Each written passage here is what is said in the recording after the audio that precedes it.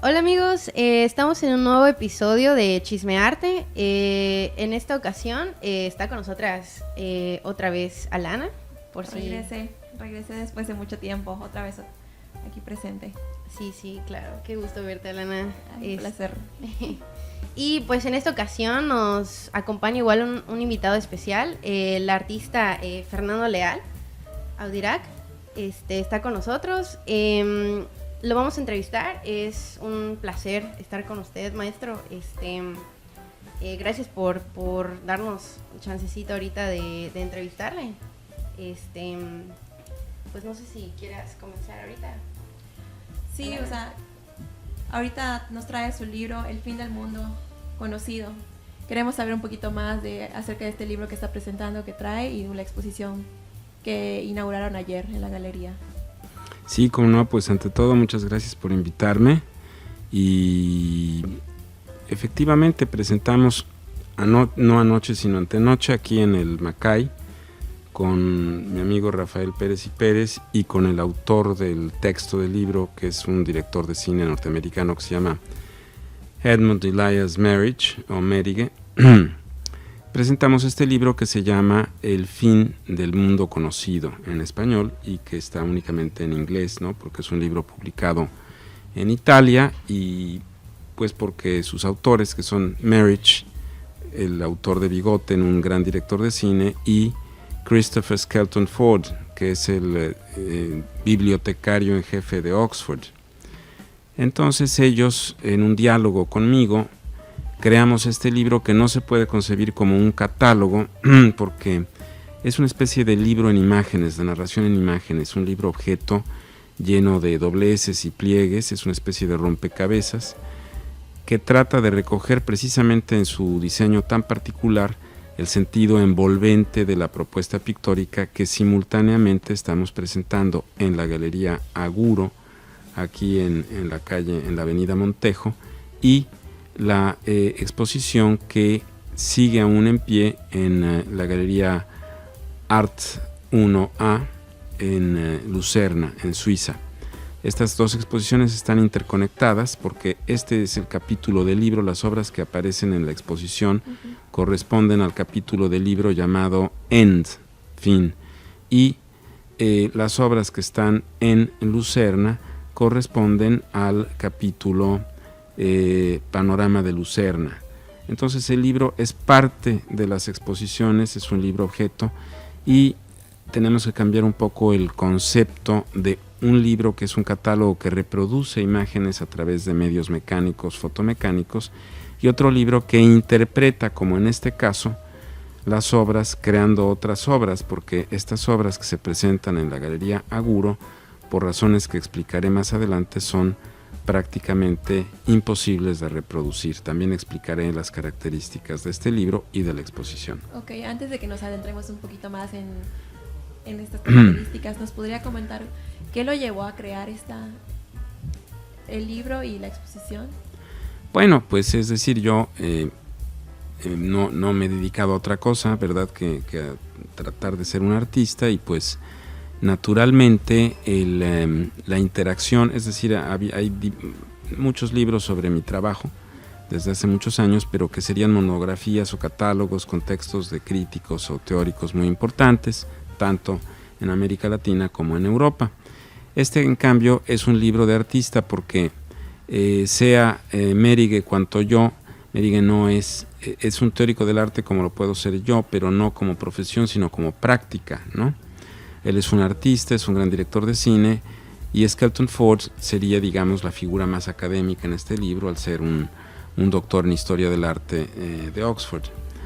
El libro es justamente el resultado de la obra plástica, ¿no? Cómo poder hacer una obra multireproductible que recoja para un público más vasto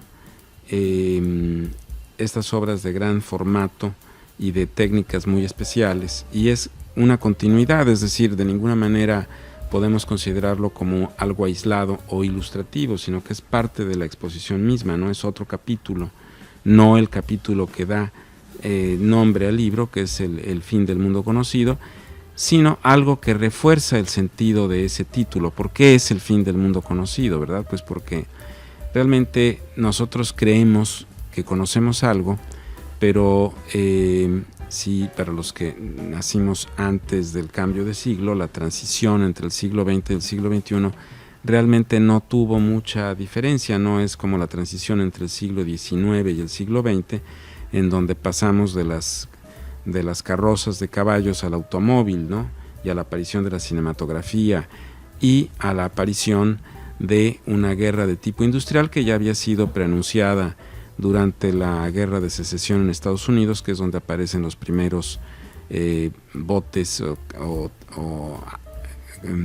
barcos acorazados, ¿no? Pero eso es muy diferente a la aparición de los tanques de guerra. O sea, el cambio, el corte es muy violento exactamente.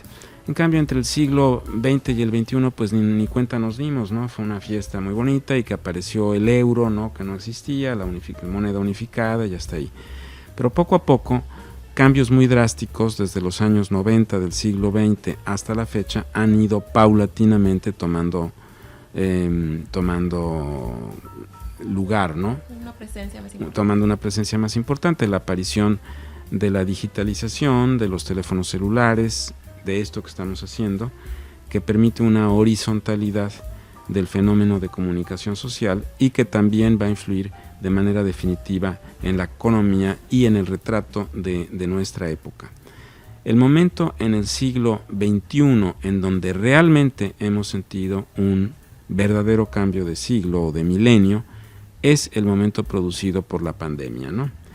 La pandemia evidentemente es un fenómeno muy controvertido y hasta la fecha y lo seguirá siendo, es un gran misterio y dará pie a muchas series de televisión y películas muy sobre la vertiente del complotismo y las otras vertientes que pueda haber, en donde el caso es que por primera vez la humanidad se enfrenta a un enemigo total. La humanidad se encuentra en una guerra total contra un enemigo invisible. Sí, fue algo que se salió del control de todos, que nadie tenía planeado. Bueno, eso es lo que no sabemos. Justamente, eso bueno, es lo a muchos sí nos vino por sorpresa. Sí, eso claro. Es lo que no sabemos, pero en un análisis más complejo, en un análisis de la movilidad del mundo a partir del principio del logos heracliteano, del fuego, de la guerra, que es la lucha de conceptos blanco, negro, yin, yang, en fin, en todas las culturas existe este movimiento de contrastes que anima el sentido del cosmos. Entonces, de repente, en esta inexplicable necesidad de la humanidad por la violencia y por la guerra, sin necesidad de justificar con alguna ideología al enemigo, ¿no? Es diferente de nosotros, o es de tal color, o piensa de tal manera, o tal religión, o la otra, o esto, los intereses. De repente surge un enemigo invisible y aparentemente sin ninguna ideología. Un enemigo que coloca en la plataforma de los grandes poderes mundiales, que serían los grandes negocios, ¿no? Las finanzas, la energía, las armas, las drogas, coloca de repente a un nuevo protagonista que es el lobby de la industria farmacéutica y cambia la forma del mundo porque, como anticipado en los años 60 por un biólogo norteamericano que, si no mal recuerdo, se llamaba George Taylor Simpson, en un libro de él anticipa el futuro, dice que la humanidad se encuentra ya en su fase de extinción, justamente porque las especies desaparecen en el momento que un sistema, dice él, predomina sobre los demás. En el caso de los dinosaurios se supone que fue el sistema digestivo, y en el caso del hombre es el sistema nervioso. Entonces este superdesarrollo del cerebro va provocando la atrofización de otras partes del organismo, pero justamente el cerebro puede producir nuevas soluciones hacia la vida, y él preconizaba un futuro en el cual serían los científicos, los filósofos y los artistas los que deberían conjuntarse en un control, digamos, de la situación social, porque explicaba él, hay una desigualdad entre el desarrollo de las ciencias físico-matemáticas y de la naturaleza y las ciencias sociales. Esto quiere decir que yo puedo oprimir un botón y acabar con el mundo, ¿verdad?, con una bomba atómica o con un instrumento bacteriológico, etcétera, etcétera, pero no puedo llevarme bien con mi vecino. Eso es sencillamente lo que quiere decir, ¿no?, que no hemos aprendido a convivir, que no hemos aprendido nada de esto. En cambio, sí tenemos una gran capacidad malvada, esa es parte de la perversión inherente a la naturaleza humana, de destrucción, ¿no? Por ejemplo, hice hace años una exposición en el Instituto Max Planck de Berlín, que es un instituto especializado en microbiología y en una cantidad de cosas impensables, ¿no? Entonces, en este instituto, su director me invitó y dijo: es muy importante que venga usted porque es necesario que los científicos se humanicen y tengan un sentido del para qué de la ciencia, no nada más del cómo explicar cómo funciona cierta mecánica de la naturaleza, sino el para qué o el por qué de la vida, ¿no? Y esa es la función de los artistas y de los filósofos. Y me dijo: porque si los científicos no se concientizan de esto, si no se humanizan, un único de nuestros científicos que cayera en manos equivocadas podría, con una única de las cápsulas que tenemos aquí arriba, en donde tenemos todos nuestros descubrimientos biológicos y bacteriológicos, una única de esas cápsulas de la medida de 20 centímetros, ¿no?, sería suficiente para aniquilar a una ciudad de 5 millones de habitantes en una semana. Entonces, ese es el poder que tiene la ciencia. Esto que todo parece como un poco de ciencia ficción y serie lo más espantosa posible, en realidad es mínimo frente a la realidad. La pandemia es la demostración de que esto es posible, porque sabemos que efectivamente muchísimas personas murieron. También sabemos que los parámetros para identificar los componentes, para determinar si el virus es el tal, cual o etcétera, esos parámetros son también limitados porque se pueden aplicar a no sé cuántas otras variantes y a otras enfermedades, y muchas gentes murieron, como dice el libro de los libros del Chilam Balam de Chumayel o el Popol Vuh, murieron de muerte, ¿no? Pero esto aumenta las grandes cifras, la industria farmacéutica, Amazon, y la digitalización a través de una comunicación que se vuelve cada vez menos física, menos inmediata, ¿no? Es decir, el mundo, la sexualidad viene sustituida por la pornografía en gran escala. Las series de televisión orientan ampliamente la conducta, las redes sociales también pueden determinar fácilmente hasta la anorexia. En muchos casos ha habido innumerables casos de suicidios de adolescentes orientados por las redes sociales, porque yo, por ejemplo, pues se supone que tenía yo 5,000 amigos en Facebook, ¿verdad? Y de esos 5,000 pues conoceré a 100 personalmente. Los otros pueden ser algoritmos, impulsos, en fin, muchas cosas. De repente, después de una conferencia que di en San Ildefonso sobre los orígenes del muralismo, milagrosamente de 5,000 pasé a 4,700, perdí 300 de un golpe, ¿no? Me debo preocupar, o sea, qué barbaridad, qué pasó, qué dije. Todo esto es parte del mundo que ha dejado de ser, ¿no? Del mundo conocido. Después de la pandemia, del fenómeno pandémico que puede volver en cualquier momento, desde luego, la pregunta dominante es: ¿y los otros sectores de la macroeconomía en negro, que es la economía real, la de los grandes negocios, la de la venta de armas a gran escala, venta de sustancias a gran escala? ¿Qué va a pasar con esos mercados, ¿no? Entonces, la primera teoría, naturalmente, en las leyes que en nuestro vecino país del norte garantizan la libre circulación de armas, porque es una cosa que surgió en el oeste, en el lejano oeste, ¿no?, donde había la necesidad de defenderse y la necesidad que existe hasta ahora de tener un enemigo, ¿no? Siempre hay un dicho muy común en Estados Unidos, ¿no?, que hay que tener siempre bajo vigilancia al vecino. No vaya a ser que el vecino sea un agente de no sé cuáles terribles enemigos que con los que cuenta la defensa de la libertad, etcétera. Bueno, muy bien. Entonces, ese desahogo de armas obviamente tenía escenarios ideales que son los de siempre, ¿no? El África, Medio Oriente o la América Latina. a través de las diversas formas que existen de violencia en nuestro país y en el resto de América Latina. Curiosamente, esto demuestra que no soy adivino, el problema de la violencia se demuestra en Ucrania. Estalla una guerra europea, una guerra intereuropea, lo que aquí en México pues es como cuando empezó la pandemia, ¿no? Cuando empezó la pandemia decían, no, pero si es que pasó allá en China, no, y miren Milán, pues está muy lejos. Sí, como que no nos va a llegar. No nos va a llegar, sí. Pero esto sí nos va a llegar, porque esto cambia completamente la estructura económica y fuerza a la sociedad a un cambio radical en lo que se refiere a la energía. Es decir, ya existen todas las fórmulas necesarias para utilizar automóviles que funcionen con agua, ni siquiera hablemos de los eléctricos o de gas, incluso con agua pueden funcionar, ¿no? Había una organización a la que yo pertenecía que se llamaba el Tribunal, el Tribunal Europeo para el Ambiente, ¿no? The European Tribunal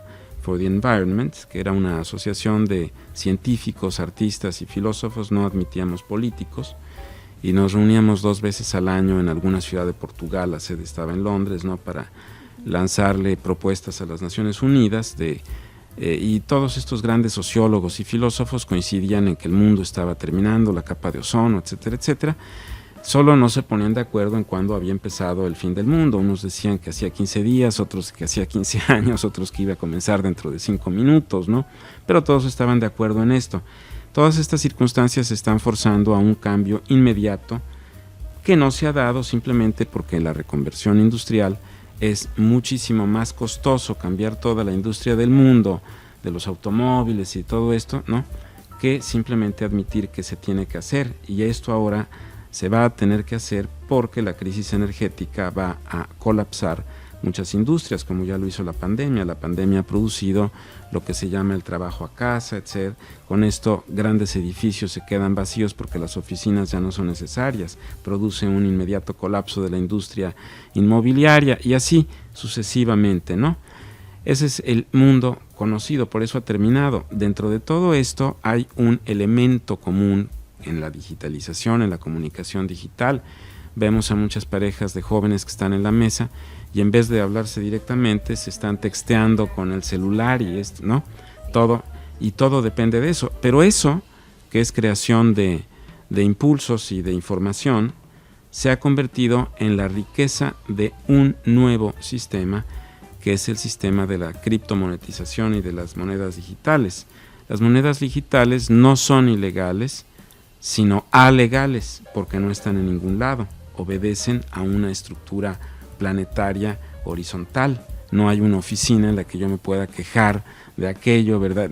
Oiga, no existe. Y sin embargo sí tienen liquidez, sobre todo en países como El Salvador y Colombia.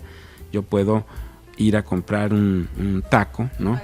Y pagar con esto. Y ya en China, que es el cerebro, ¿no? La cultura madre que recupera en este momento su preeminencia en el escenario mundial, en China ya no necesito ni la tarjeta de crédito ni el códice QR, basta mi rostro. Mi rostro escaneado e inmediatamente en el reconocimiento facial ya está, puedo entrar al metro, puedo hacer esto, puedo hacer todo lo necesario. Ese es el momento en el que, en aras del progreso, se ha cedido completamente las libertades individuales, ¿no? En todo momento hay una interacción donde las personas son la parte humana de un componente mixto entre mecánico, electrónico, etcétera, etcétera, orientado a la producción. Esto es a la superación de aquel film, de aquella película premonitoria que se llamaba Matrix, ¿no? Entonces este es un mundo que ya supera Matrix. Es ahí donde entra mi propuesta artística, ¿no? ¿No me van a preguntar en qué consiste? Sí, claro. ¿Considera que el libro, en qué consiste? ¿Mi propuesta? Su propuesta, sí. Es muy fácil. Yo considero, siempre he analizado estos como rieles entre Oriente y Occidente, ¿no? Y estos rieles entre lo virtual y lo real, y la manera como las técnicas preindustriales pueden llevarnos a resultados extremadamente contemporáneos. Entonces esa interacción a través de una obra de arte en la que tú te integras a ella porque ves tu propia imagen reflejada, y es algo muy moderno, pero está hecho con métodos milenarios, ¿no? Esto te hace reflexionar en esa naturaleza del tiempo y te hace reflexionar en lo que has perdido y en tu carácter propiamente físico, en tu cuerpo, ¿no? Porque por más digitales que nos volvamos, ¿no? Es decir, de los 5,000 amigos de Facebook, tal vez solo 3 son reales, los demás son inventados, ¿no? Y ahora ya me preocupé de que ya no tengo 5,000, tengo solo 4,700, qué tragedia, quién sabe qué dije. No es preocupante, pero en una serie, estoy haciendo una broma, pero justamente las redes sociales han modelado la conciencia colectiva. Muchos intelectuales, con tal de estar allí, de ser parte del rebaño, dicen las frases hechas que se lanzan como input, ¿no? Por ejemplo, no hombre, mis chilaquiles en la mañana estuvieron buenísimos, pero no tengo ganas de ir a trabajar. Esa es una frase característica de Facebook, ¿no? Esa es una de las muchas. Esas frases son creadas por ingenieros en comunicación muy hábiles. Esto no tiene nada de estúpido, es algo muy inteligente, ¿no? En donde la gente, con tal de adaptarse a algo, ¿no? Por ejemplo, los tatuajes, eso ya había sido analizado por Salvador Dalí, cuando Salvador Dalí, los tatuajes son algo primigenio que está en las culturas muy antiguas, ¿no? Pero en un ensayo por el cual Dalí viene expulsado del surrealismo por André Breton, porque Breton no entiende que Dalí no está elogiando a Adolfo Hitler, está analizando un hecho, dice, el uniforme o el hitlerismo, ¿no? ¿Por qué todos? Bueno, pues porque el uniforme es bonito y porque es una manera de ser diferente, exclusivo, pero más tratamos de ser diferentes, más somos iguales a los demás. Y los tatuajes es una cosa muy interesante, un fenómeno que yo ya había abordado en mis cuadros ya desde los años 80. Hay un cuadro que se llama Desnudo, y el desnudo y el tatuaje, y otro que se llama Uroboros, que es un concepto que subyace en toda mi obra, es decir, Uroboros, que es la serpiente que devora su propia cola, es uno de los símbolos del infinito. Entonces, en este cuadro mío, que tiene mucho que ver con lo que ahora estamos viendo, porque todo está interrelacionado en mi trabajo, es decir, no es lineal sino esférico, en este cuadro aparecen tatuados en los músculos del personaje, que se vuelve un nudo, ciudades, barcos, todo lo que podamos imaginar, porque la parte de las personas que se hacen tatuajes quieren conservar la memoria de algo que para ellos es significativo, como si la memoria fuese a dejar de funcionar, y están convencidos de que no van a cambiar de opinión con el tiempo. Ahora, si cambiaran de opinión se lo pueden quitar, solo que de todas maneras la parte en donde se ha hecho ya quedó permanentemente atrofiada, y la microcirculación e interconectividad interrumpida. Si yo, por ejemplo, tengo un problema óseo y me tienen que hacer una resonancia magnética y tengo un tatuaje, no me la pueden hacer. Está prohibido. ¿Por qué? Porque funcionaría como un transmisor y podría yo salir con el brazo rostizado. Exactamente. Entonces todo esto nos hace pensar, y claro, los tatuajes los hacen personas entre los 30 y los 50 años, generaciones más jóvenes ya no tienen tatuajes, porque ya decidieron que a lo mejor no les va a gustar dentro de 10 años, o ya no van a pensar lo mismo. Hay que tener la flexibilidad, ¿no? Sí, claro. Porque no es lo mismo tener una edad que tener otra, ¿no? Todas las edades se suman y regresan.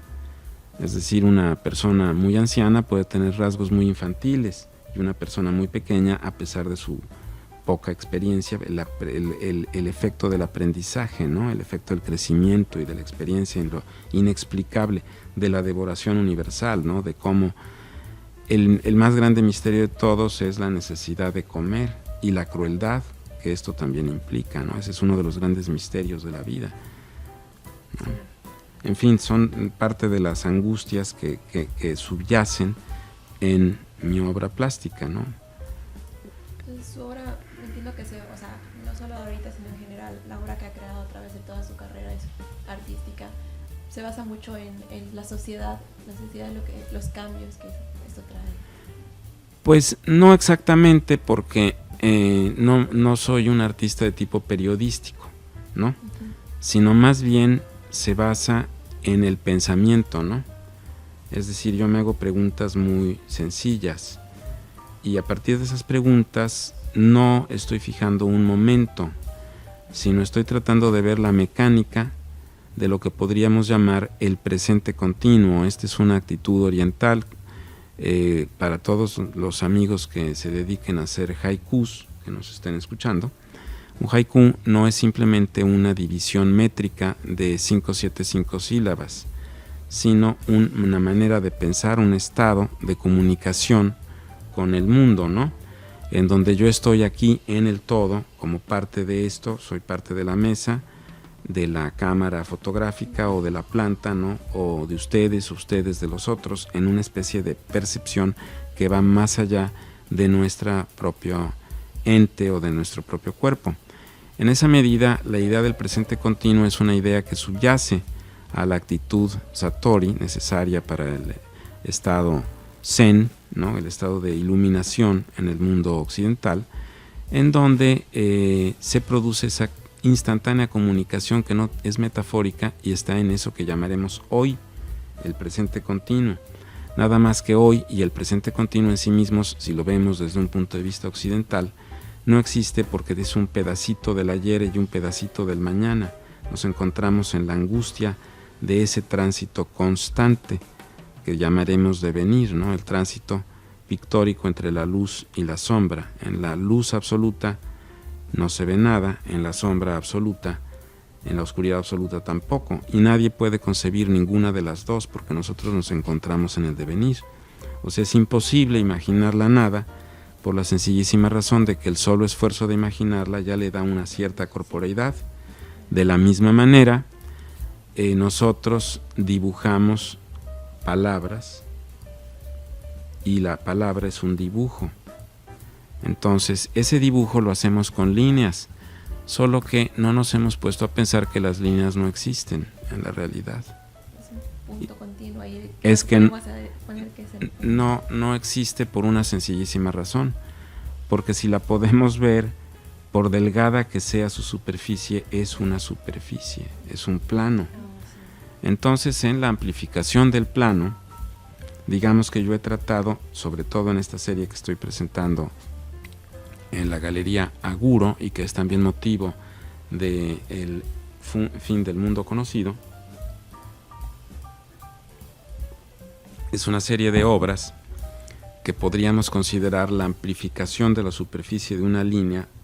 Normalmente la forma más elemental de trazar hoy día una línea es con un lápiz. Un lápiz está hecho con grafito, ¿no? Eso es lo que es un lápiz. Y entonces estos son cuadros con superficies de grafito.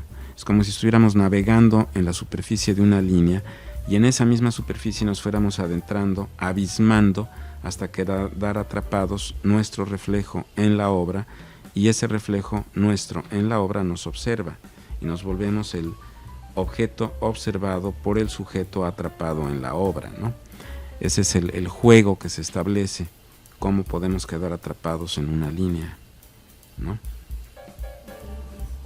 Hablando de esa interacción, ¿usted cómo considera qué es esta relación, ¿no? Por ejemplo, con el público yucateco y su obra? Bueno, pues yo espero que quienes nos estén escuchando tengan la curiosidad de ir a ver en la Galería Aguro, que se encuentra en la calle de Montejo, número 485 me parece, no sé exactamente el número, pero está después del Monumento a la Patria, ¿no? Sí. Y que les interese, ¿no? Ahí también habrá ejemplares de mi último libro que podrán consultar, que podrán ver. Esa interacción pues no es casual, porque yo muchas veces, cuando era niño, mi mamá, que era una apasionada del mundo prehispánico, pues viajamos muchas veces a Yucatán y a cualquier lugar en el que hubiera una pirámide, y naturalmente esta es una de las zonas más ricas del continente, pues allí fuimos, ¿no? Y entonces se puede decir que me gradué como escalador profesional de pirámides desde tierna edad. Y después, años después, vine cuando se hizo una exposición antológica de mi obra en el Palacio de Bellas Artes. Fui el primer artista vivo, ya no digamos joven, en exponer en el Palacio de Bellas Artes, yo hubo un panel de grandes intelectuales que vinieron de todo el mundo para presentar un libro que fue impreso por el tío de quien hoy día es director de la Galería Uguro, que es Luis Romo, el director, y su tío Abraham Romo, que fue el más importante impresor, no de México, sino del mundo. Ganó todos los premios, era el premio Nobel de los impresores, el impresor más importante en todo el mundo, ¿no?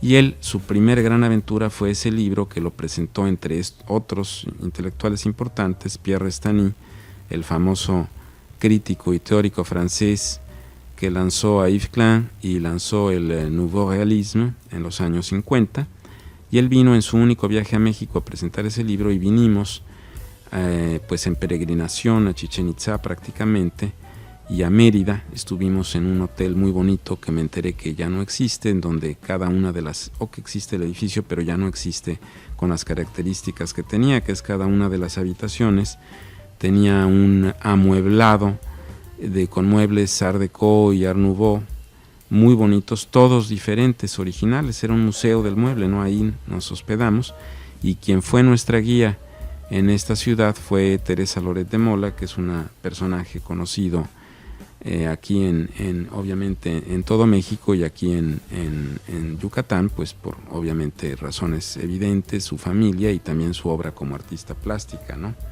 Entonces ella, en aquella época, yo había sido miembro fundador del Consejo Nacional para la Cultura y las Artes, y fuimos Roberto Cortázar y yo los dos primeros jurados en dar becas a los artistas jóvenes. Así es que Teresa había sido una de nuestras becarias, de la primera generación de becarios jóvenes, y pues le dije, vamos a irte a visitar, y ella nos atendió maravillosamente, y desgraciadamente desde esa época, que son ya muchos años, no había yo vuelto a Mérida, que está realmente preciosa y con una gran potencia, y han tenido el buen sentido y buen gusto de conservar su patrimonio arquitectónico, y con un gran patrimonio en todos los sentidos, ¿no? Musical, literario, plástico, ¿no?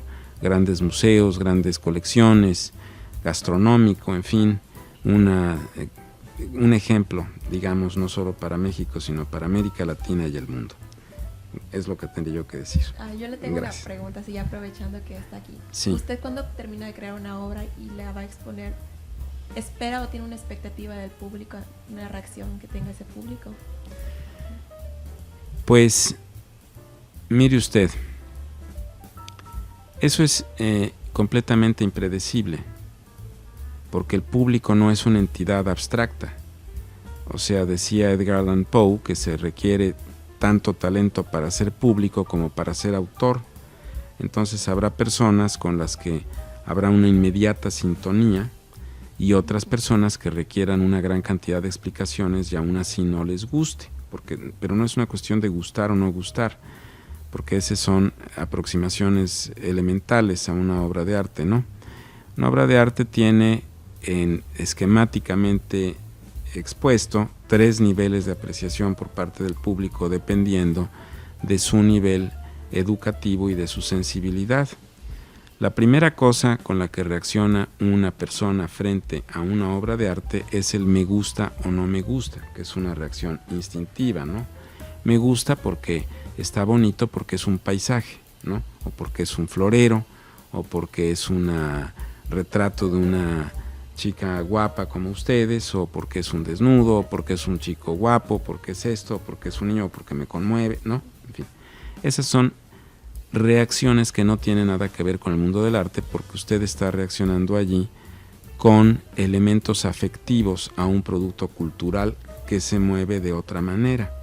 Por eso los hermanos Goncourt, siguiendo justamente las indicaciones de Poe en su efecto poético, su ensayo de Poe, definen una cosa que se va a llamar la emoción estética.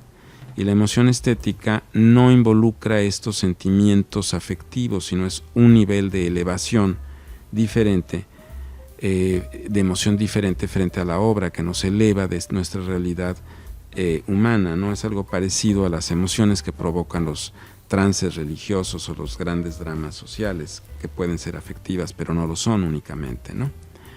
Entonces esa es la primera reacción, el me gusta o no me gusta. La segunda reacción de un público más informado, esto es generalizando porque como estamos diciendo el público es siempre un ente abstracto, hablar del público, qué público, dónde, en qué ciudad, bajo qué luz, qué idioma habla, es una cosa.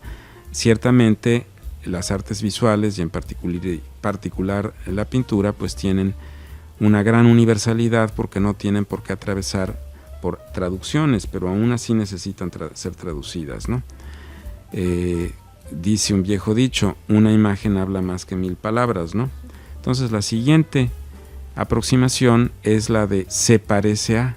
Me gusta porque en mi bagaje cultural, en la escuela o en algún museo que fui, me dijeron que esto o aquello porque está sacralizado por el espacio del museo o de la galería o de lo que sea es bueno, ¿no? Entonces o es valioso porque se ha escrito mucho de esto, etcétera. Y entonces noto las semejanzas que hay entre esa obra que se me propone y algo que ya está, digamos, sancionado por la historia, ¿no?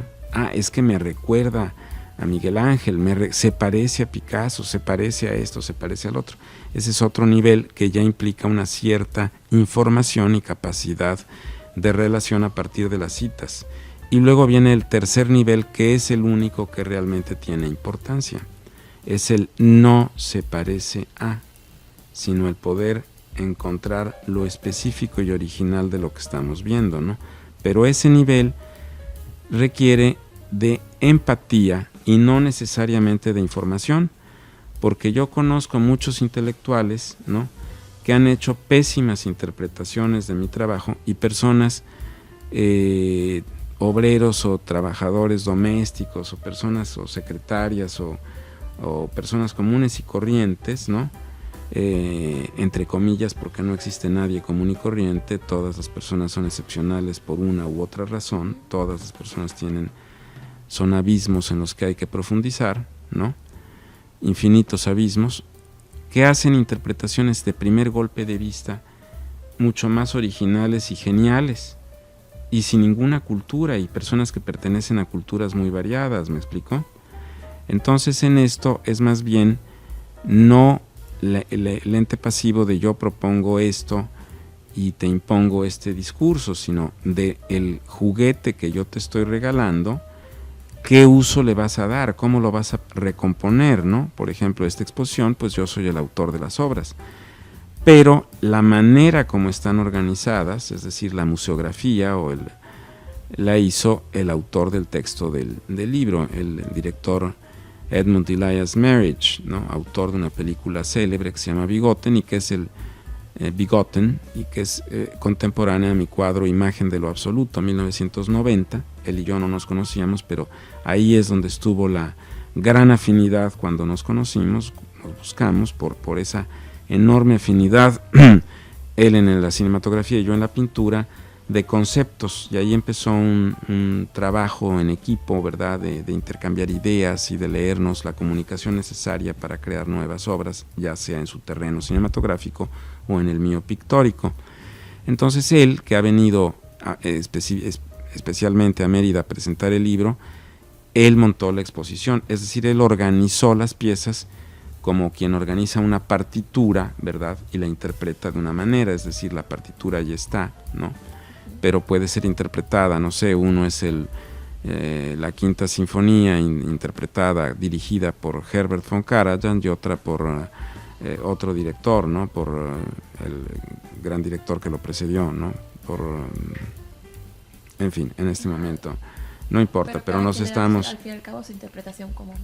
La partitura es la misma, pero un director lo va a interpretar de una manera y otro de otra, ¿no? Entonces aquí las obras son las mismas, pero él dispuso las piezas de manera diferente y la luz la modeló de manera diferente, ¿no?, porque todo lo que estamos viendo a final de cuentas es luz.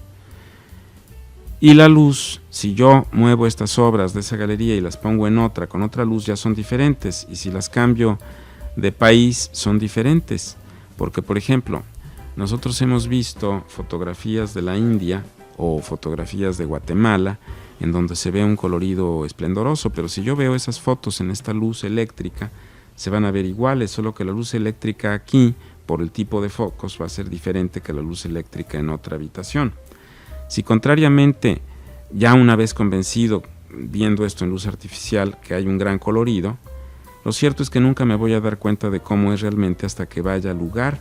Porque yo, por ejemplo, hasta que no fui a la India, no me di cuenta de que es imposible reproducirlo en cualquier libro, porque la fotografía no me va a dar la posibilidad de ese cromatismo y de ese sentido de la luz. Si cuando fui a Camboya es la misma cosa, o Tailandia, ¿no? Estos cielos de plomo con el oro de los templos. Me di cuenta por qué la necesidad, además de religiosa y ritual, del oro en los templos, porque sustituyen esa luz muy transparente y muy gris al sol mismo, ¿no? El sol está en los templos, es una cosa extraordinaria, ¿no? En París, pues yo creía que los impresionistas tenían mucha imaginación, ya habían inventado todos esos medios tonos. No es cierto, sí existen, ¿no? Y así sucesivamente, ¿no? Los paisajes tan refinados de Leonardo en la Gioconda, así es la Toscana. Los paisajes geométricos de Giotto, pues así es también Asís, ¿no? Y así sucesivamente. Entonces, estos cuadros, ya de por sí que he creado, cambian con la luz y cambian con la presencia de ustedes, porque cuando tú te pares enfrente de él, pues tú llevas tu blusa color rojo veneciano y ese color se va a reflejar en la obra. Entonces el que tú ves es diferente del que ya va a ver porque se va a reflejar. No solo influye la luz, sino uno mismo, cada quien lo va a ver diferente. Claro, entonces más bien son mecanismos para que la obra, son digamos dispositivos para que la obra se realice, se consume en tu mente y todos vemos de manera diferente, ¿no? Sí. Entonces eso es todo lo que tendría yo que decir por el momento. Perfecto. Pues muchísimas gracias, maestro, por acompañarnos en esta ocasión, por regalarnos un poquito de su tiempo, su conocimiento en este espacio. Ya me acordé del otro director, dije von Karajan o Furtwängler. Dos interpretaciones diferentes, los dos más grandes intérpretes de Beethoven, ¿no? Sí. Completamente diferentes. La partitura es la misma, los directores le dan una sonoridad diferente. Entonces estos son como dos formas, ¿me entiendes? Sí. Y tú le vas a dar tu propio cromatismo, porque al tú verte literalmente reflejada en la obra, tú vas a ver tus rayas que ahí se reflejan, ¿no? Y ya tiene otro color, va a tener azules y blancos, ¿no? Que se integran muy sutilmente, va a alterar tu percepción y luego una línea se va a volver un personaje que te envuelve, ¿me entiendes? Que tú eres parte de eso. Y entonces, en lugar de que tú estés viendo el cuadro, te vas a ver a ti misma desde el cuadro. Esa es toda la idea. Ya no añado más. Agradezco la hospitalidad Gracias. Y espero que se hayan divertido. Claro que sí, muchísimas gracias por todo. Les recomendamos ir a la exposición, a la Galería del Maestro. Pues sería todo por este episodio. Muchas gracias igual por acompañarnos, Alana. Y pues les dejamos, recuerden seguir la página de Instagram, el canal de YouTube de Chismearte. Les dejamos abajito la información y sería todo por hoy. Muchas gracias.